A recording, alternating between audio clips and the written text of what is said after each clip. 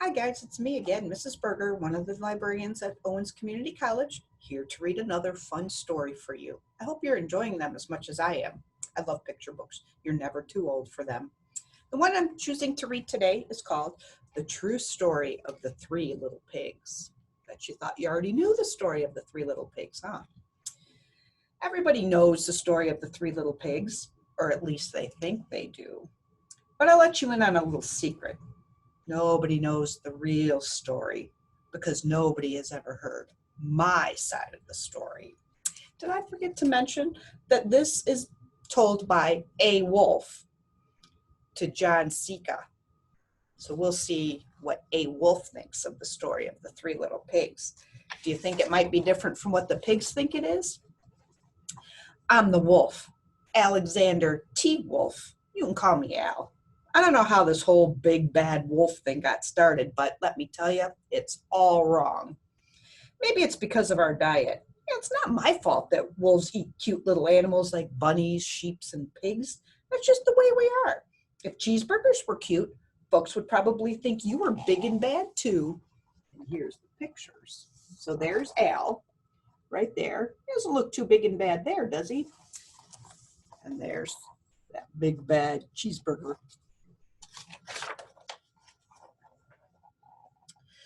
But like I was saying, the whole big bad wolf thing, it's all wrong. The real story is about a sneeze and a cup of sugar. This is the real story. Way back in Once Upon a Time, I was making a birthday cake for my dear old granny. I had a terrible sneezing cold and I ran out of sugar. Oh, don't you hate when you have those bad colds when you can't stop sneezing?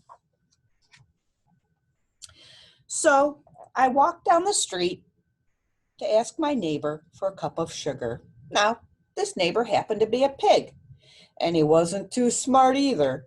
He had built his whole house out of straw. Can you believe it? I mean, who in his right mind would build a house of straw? There it is.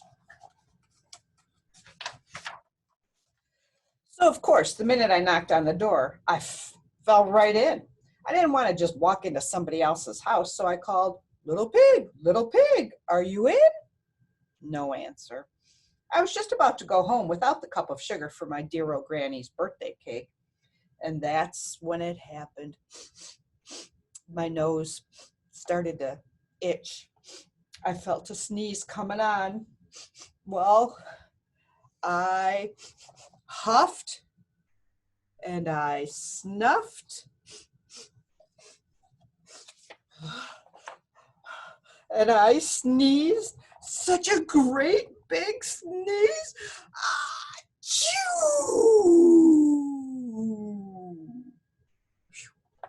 What a relief.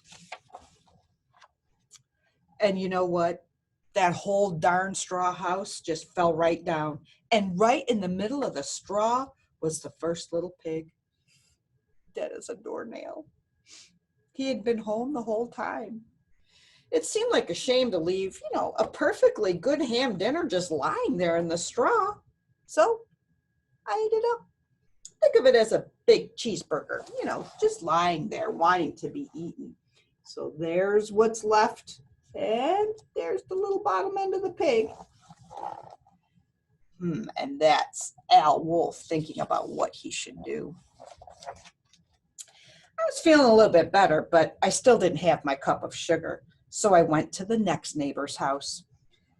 This neighbor was the first little pig's brother. He was a little smarter, but not very much. He had built his house out of, you guessed it, sticks. I rang the bell on the stick house, and again, nobody answered. I called, Mr. Pig, are you in? And he yelled back, Go away, Wolf, you can't come in. I'm shaving the hairs on my chinny chin chin. There's the stick house, and there's the pig. I had just grabbed the doorknob when I felt, guess what? Another sneeze coming on. I huffed And I snuffed and I tried to cover my mouth, but it happened again and I sneezed a great sneeze. And you're not going to believe it. But this guy's house, well, it fell down just like his brother's. When the dust cleared, there was the second little pig, dead as a doornail. Wolf's honor.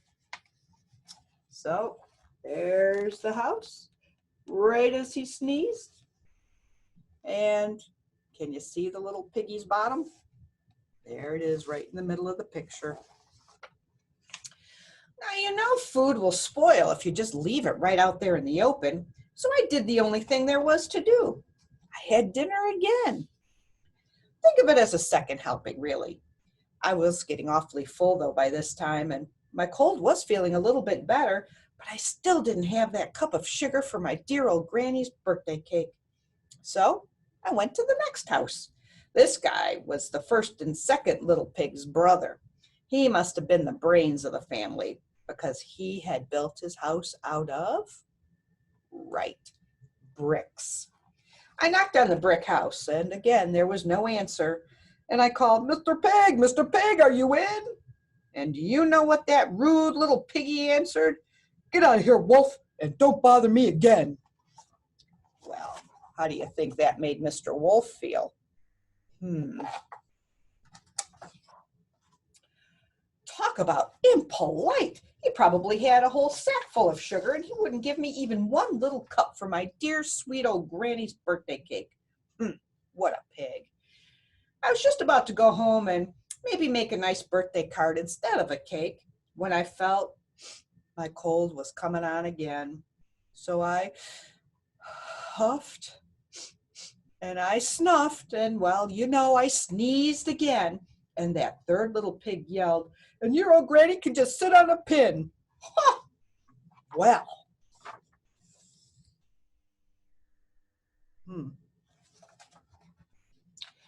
I'm usually a pretty calm fellow, said Al. But when somebody talks about my granny like that, I tend to go a little crazy. When the cops drove up, of course, I was trying to break out of this pig's door. And the whole time, I was still huffing and puffing and sneezing, and, well, I was just making a really big scene. But I really couldn't help it. Well, the rest, as they say, is history.